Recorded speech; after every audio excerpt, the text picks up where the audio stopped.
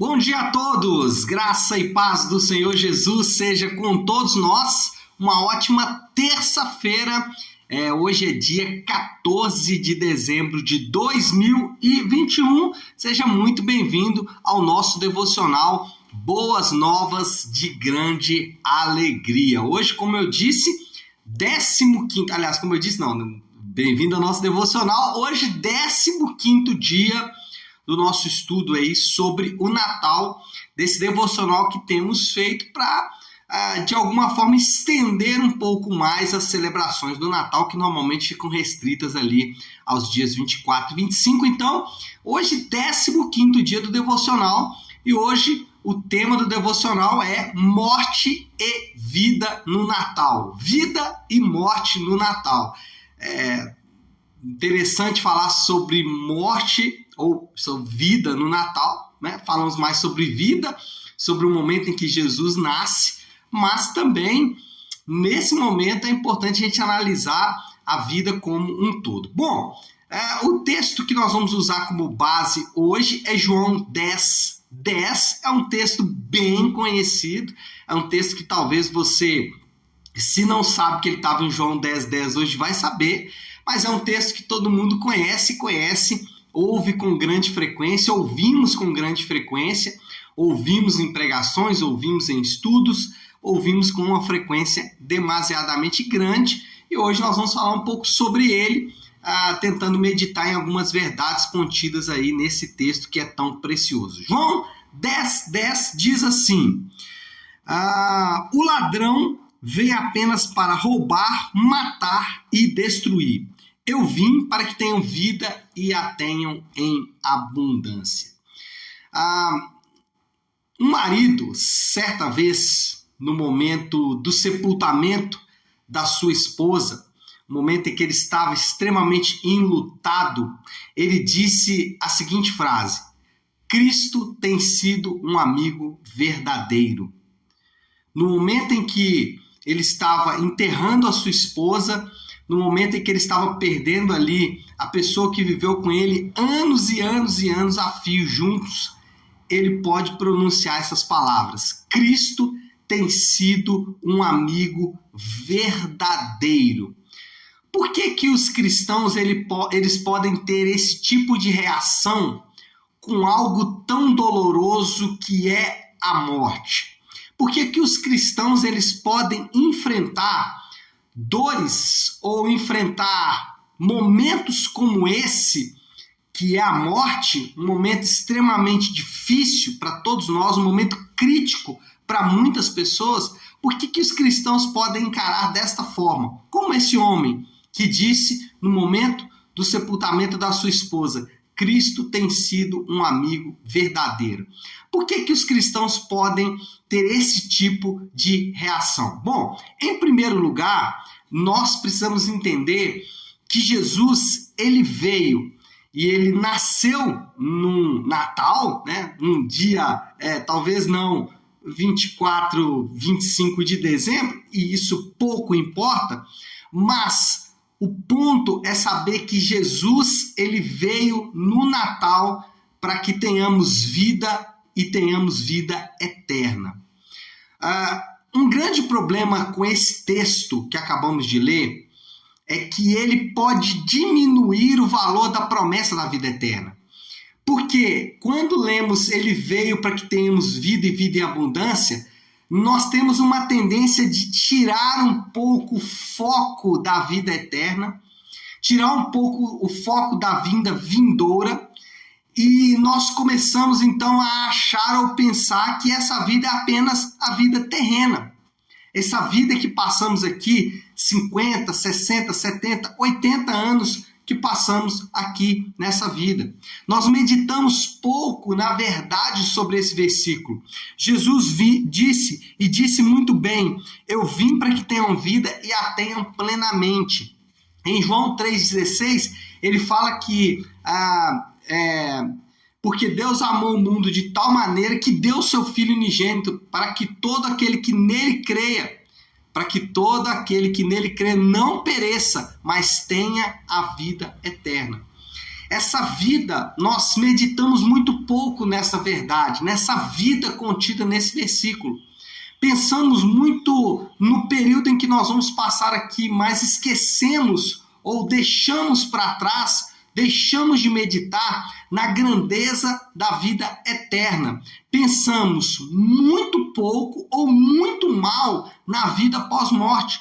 Pensamos muito pouco ou muito mal naquilo que vai acontecer com a gente depois que morremos. Pensamos apenas nos problemas pontuais. Pensamos apenas nos problemas que temos hoje.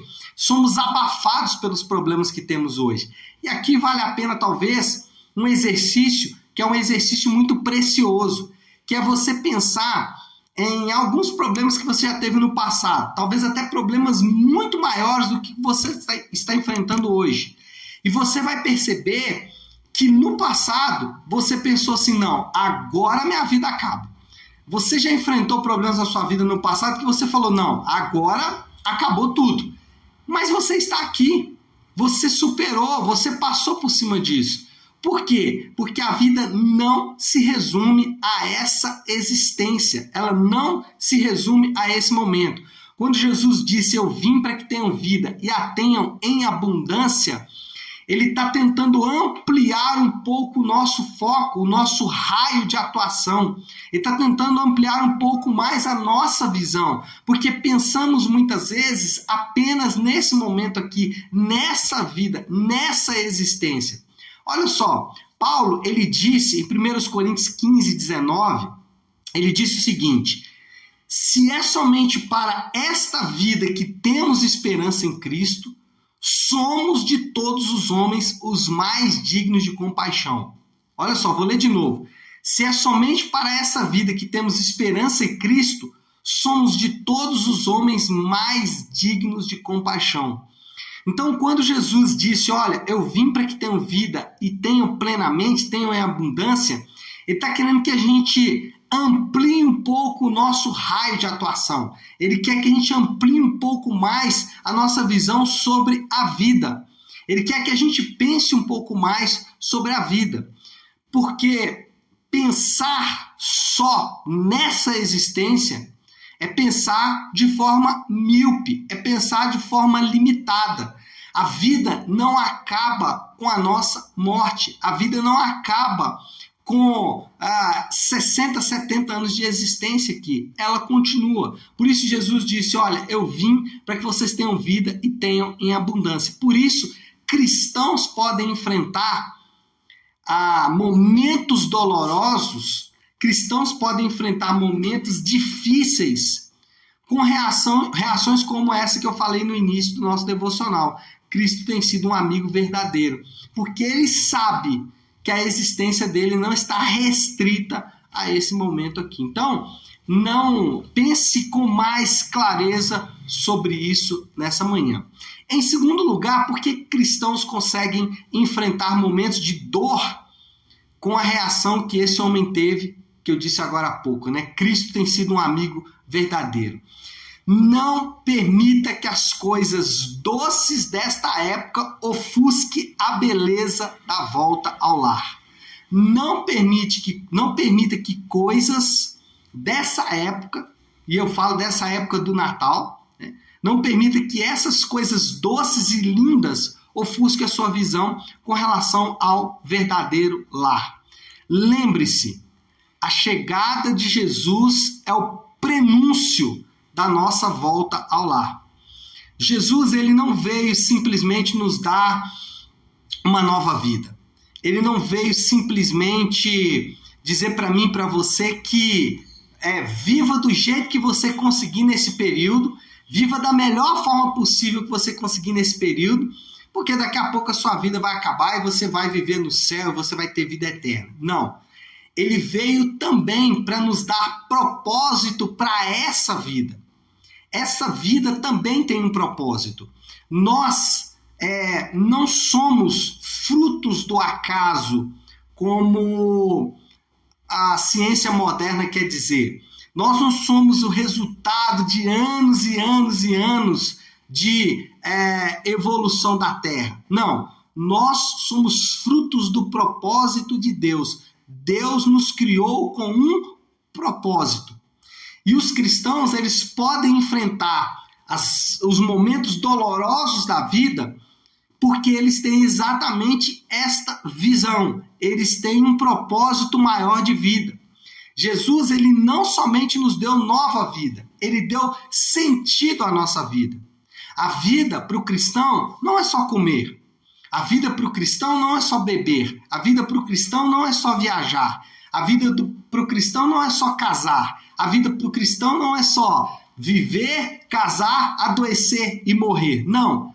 A vida do cristão tem um propósito. O crente foi salvo para adorar a Deus. E a vida do cristão recebe propósito exatamente quando ele lê que Cristo veio para que tenham vida e a tenham em abundância. Ele recebe propósito nas palavras de Jesus. Quando Jesus diz, olha, a vida de vocês não vai se restringir apenas a comer, beber, casar, dar-se em casamento, adoecer e um dia morrer. Não, a vida de vocês tem um propósito maior. A vida de vocês tem um objetivo maior. Nós somos salvos para adorar a Deus. O novo nascimento, a nova vida que Cristo deu para cada um dos crentes, ele a deu para que esses crentes pudessem, através desta vida, adorar a Deus. E como nós adoramos a Deus? Nós adoramos a Deus quando obedecemos a sua vontade, quando, de forma objetiva e decisiva, resolvemos viver para que, ao olharmos ou as pessoas olharem para a nossa vida, elas possam ver a glória de Deus refletida. Então, a vida do crente, ela tem propósito.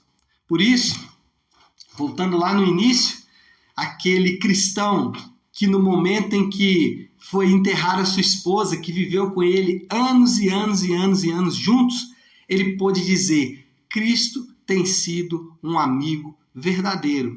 E por que Cristo tem sido um amigo verdadeiro? Porque, em primeiro lugar, ele deu para aquele homem vida eterna, e não só vida eterna, mas também propósito nessa vida.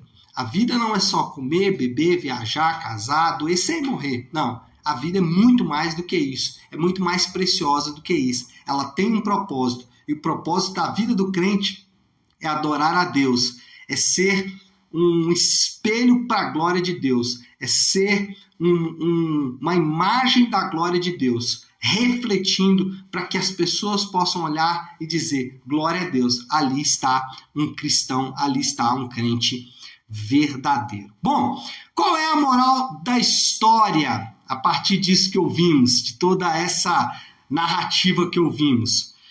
A moral é, torne o seu agora mais rico e mais profundo por ter a vida em você. Torne o seu agora mais rico e mais profundo por ter a vida em você. Em outras palavras, você tem a vida, você tem a existência de Deus existindo dentro de você, por isso você pode tornar o seu agora mais profundo, por isso você pode tornar o seu agora mais rico, porque a vida está vivendo dentro de você. E aí, nós já podemos ir para a aplicação. Como nós aplicamos isso? Se a nossa vida tem propósito, e o propósito da nossa vida é adorar a Deus, qual é o desafio para esta manhã de terça-feira? O desafio é que a minha vida, que a nossa vida, possa de fato ser uma imagem, um espelho, para que as pessoas possam dizer, glória a Deus, adorado seja o nome do Senhor. Ainda que nesse processo vamos falhar,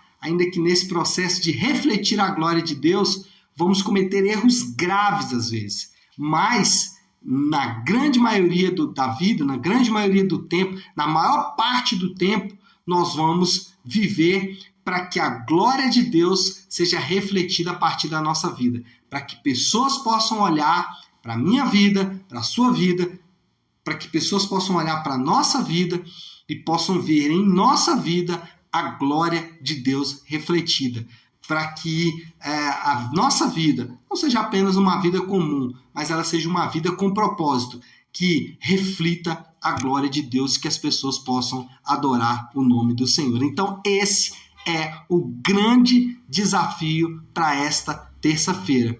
Que a nossa vida seja uma vida de adoração a Deus. Que não seja apenas uma nova vida, que não seja apenas um novo nascimento, como a Bíblia nos ensina. Não seja apenas um passaporte para o céu ou para morar com o Senhor. Ainda que isso vá acontecer, mas que ela tenha propósito de adorar ao Senhor. Certo? Vamos orar, vamos colocar tudo isso aí diante de Deus, vamos pedir ao Senhor que nos dê graça para viver exatamente dessa forma, né? Que o Senhor nos conceda aí sabedoria para conduzir a nossa vida desta maneira. Então vamos orar? Se você puder então agora, pare aí um instante aquilo que você está fazendo e vamos juntos buscar a Deus em oração para esta palavra. Senhor nosso Deus, Pai de graça, Deus de amor e toda misericórdia.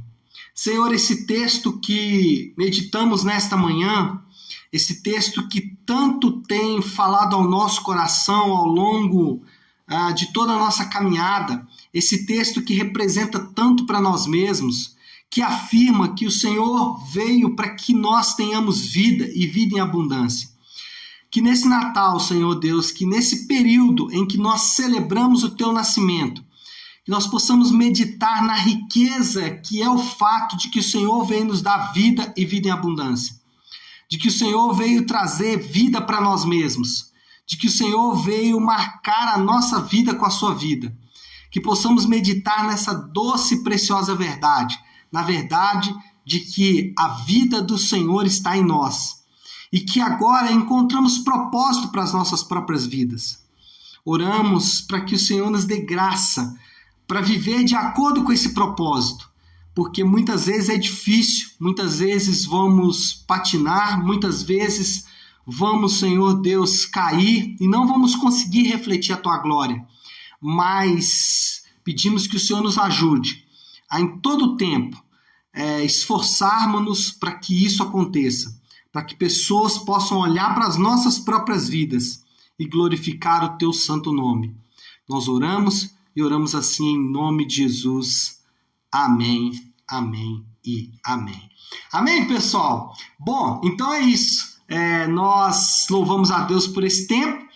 Finalizamos aqui o nosso 15º devocional. E você possa meditar nessa palavra durante todo esse dia. E amanhã, às 7h30 da manhã, nós estaremos aqui de volta para mais um devocional. Boas novas de grande alegria, preparando o nosso coração aí para a grande celebração do dia 25 de dezembro, que é o Natal, tá certo? Fiquem com Deus, Deus abençoe, ótima terça-feira para todos e até amanhã.